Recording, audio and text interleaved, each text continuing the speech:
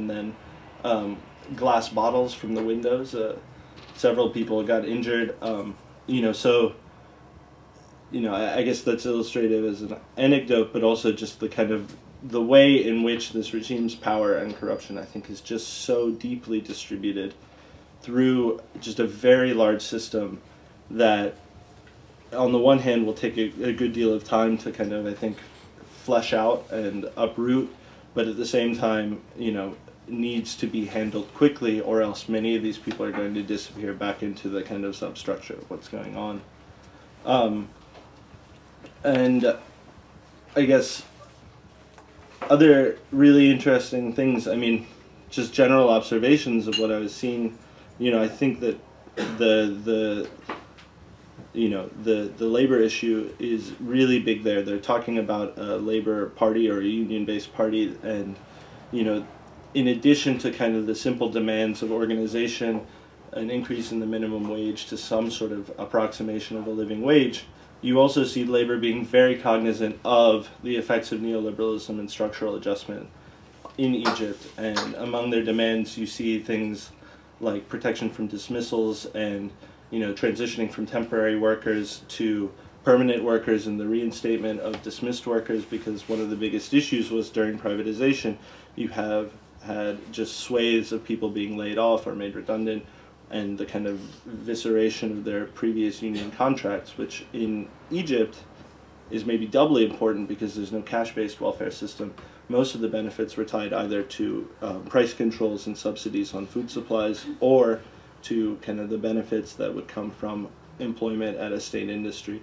So, there was really, there is an attempt to kind of claim back some of those benefits, some of those things.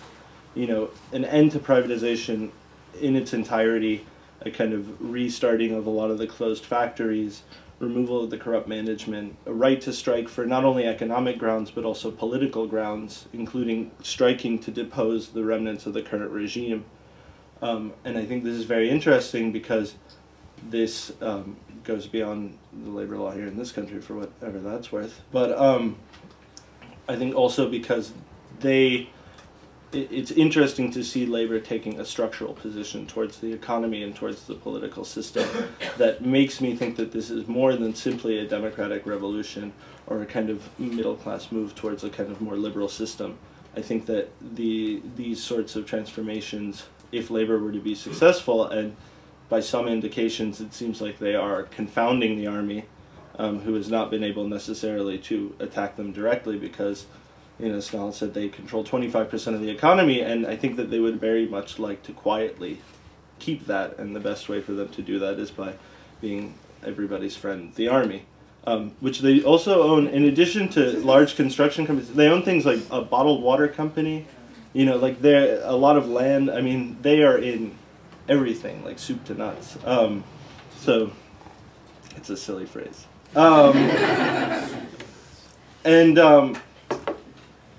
Also, I think very interesting is that even within what we'd consider perhaps kind of normal constitutional liberal political sort of demands, some of the stuff that you see some of the kind of youth activists and some of the opposition parties claiming, I think that there's a distinction between their being reformist and their perhaps being more directly revolutionary.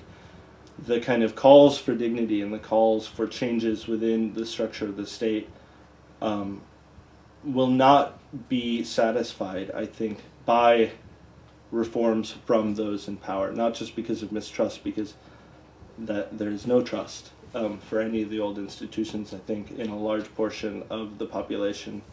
But I think because people are tired of the gifts of the state. They're not in a position, where they will be bought off at this point. I think that there is something deeper to them than simply the ability to, not get harassed by the police, which several of the demands are, about that, and end to the emergency laws, the dissolution of the state security forces in its entirety, and the structural change in the police force, all of which have been met with just kind of poo-pooing and sort of dodging by the current sort of military and the intermediary government, who are simply saying give the police a chance, I'm sure they'll be better now they changed their logo, they say, you know. But just last week, in a verbal altercation on the street in a kind of middle-class neighborhood in Cairo, a police officer shot a microbus driver and I believe killed him for basically no reason. This sort of impunity within the police is not going to be tolerated. So I think that people, you know, even as they're just calling for the vote, they're calling for kind of fair treatment by the police, are calling for this in a way that they wish to determine their own political destinies from this point onwards. And I think that that's really essential, and that shows why I think this current sort of interregnum is not going to satisfy any of the people's demands. And then I guess the final thing that really struck me personally, but also I think is relevant, is the generational aspects of what was going on. You know, the median age in Egypt is 24 right now, so half of the population is 24 or younger. Yet when you look at these kind of assembled geezers in their kind of gilded imperial French furniture meeting at these well-apportioned rooms, it's absolutely insulting. You have a regime that has not just been in place for 60 years, but many of its figureheads have been there for the whole 60 years or something like that. So, you know, you have a generation that has been cut out, that has been depressed, that has had no job opportunities, that has had no economic opportunities because of the kinds of nepotism and corruption and, you know, just lack of access to the kind of political economy of the country, who I think have found a political voice now and who are finding kind of tools to assert themselves. Part of this is the kind of touted Facebook revolution Twitter stuff, but I think that those are just misnomers, and I think they totally mischaracterize the situation. Those tools were used, but the thing is that's really interesting, they were not self-sufficient. They did nothing, but they were used as leverage towards more traditional political ends, which were, you know, dealing with state power, dealing with parties, electoral systems, and this sort of stuff. So it was not a giving up on of like old politics towards some sort of new activism entirely. It was a usage of these kind of technological implements to support and bolster what in many ways was a very traditional political movement.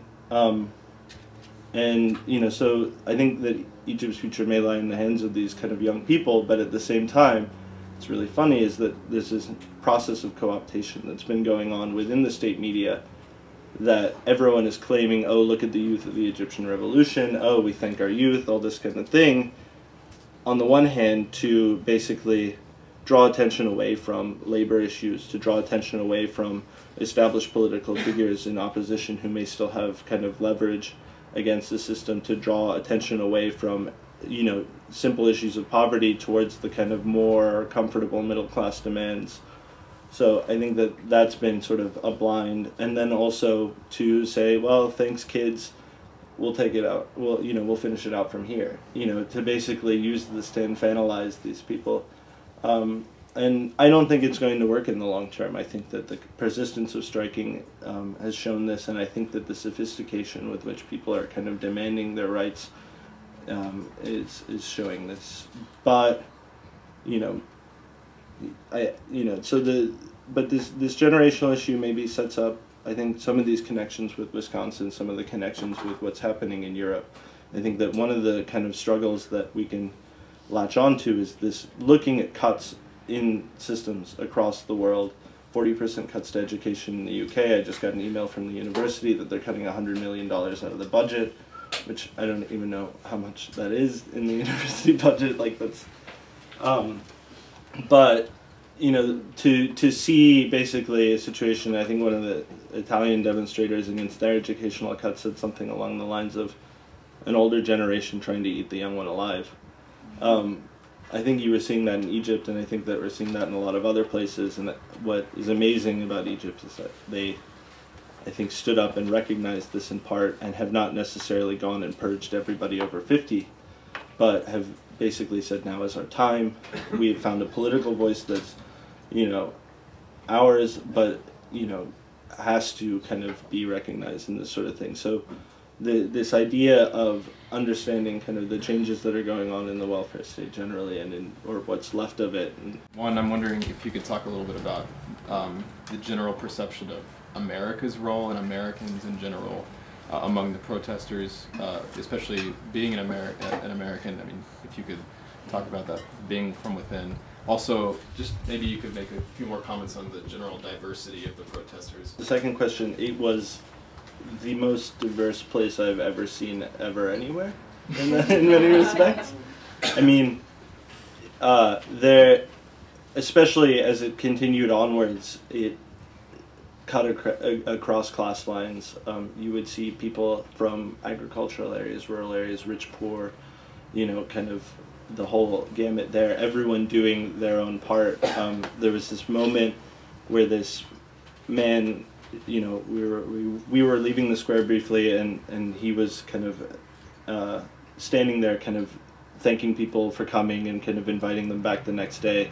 You know, they had a lot of people doing this and singing to people as they were leaving, feting them. But he was saying thank you, talking to me and my friends, you know, and my friends kind of, you know, we looked the part of kind of more of middle class types, and he was thanking us as kind of symbols of maybe the technologically connected kind of youth middle class who started this, who organized a lot of it. A lot of the activists were from middle class backgrounds and working in collaboration with labor and other groups as well. But, you know, it was it was in some ways heartbreaking, because at the same time we stopped and had to tell him, like, no, this is all of us, don't you see? Like, you know, whoever we are, like, we were only a small part of it. And then religiously, the Copts have been, you know, they're a small minority. They've been historically reluctant to go out and protest on any issues that weren't specifically related to the church. Most recently being the result of New Year's Eve bombing of a church in Alexandria that killed, I think, 25 people, which new documents, I think, are showing that the Interior Ministry might have been involved in that somehow, which just shows how sick they are and were. Will you explain who the Copts are? Copts, sorry, Copts, it's a similar to Eastern Orthodox Christianity. It's a very old sect of Christianity, predating, I think it came to Egypt around the Roman period. Comes from the word, Copt comes from the Greek word for Egypt. You know, in some ways people have said, well, we're all Copts, there are Christian Copts and there are Muslim Copts, and relationships have been largely copacetic between Muslims and Copts for a long time, with occasional flare-ups and tensions. But, you know, I'm the product of a Coptic mother and a Muslim father, and, you know, they've been neighbors, especially in certain neighborhoods, for a long time, and friends, and, you know, a lot of the tension actually only started perhaps more recently due to a host of other causes. But they came out. They came to these protests and stood by the Muslims, and, you know, there were pictures circulating of Copts who weren't praying, kind of forming cordons around, you know, the people who were praying, the Muslims who were praying, and there were Christian services and there were Muslim services. I mean, and there was a clear, overt sense, not just kind of platitudes that you often heard that, you know, we're all Egyptians or whatever. There was, from both sides, an overt kind of attempt to claim the kind of secular character of this, or the sort of dual, you know, like the cross and the crescent are one, you know, which was more like kind of a desire as much as it was just a, you know, statement of fact, because they were making it happen there. I think they were changing the relations. And there were a lot of women represented. Snehal mentioned, you know, seeing these women standing up to police, and yeah, they absolutely did. They were there the whole time. It wasn't necessarily 50-50, especially on the bad days, you know, but, you know, and they weren't as visible to the cameras maybe, but they were there, they were working. They were some of the hardest working people there were women, and, you know, they, you know, did everything, you know, and they got hurt, they were injured, they worked, they did manual labor, they did, you know, as much as anybody else. This was so internal that it was really amazing to see, at least for the most part, Egyptians really forget about America and Israel. Like, there were a lot of chants and a lot of jokes basically saying that Mubarak's a stooge for Israel, Mubarak's a stooge for America. And there was, you know, a lot of kind of passing resentment. But when it really came down to stating demands, they were localized to kind of the issues of Egypt and the problems of Egypt. And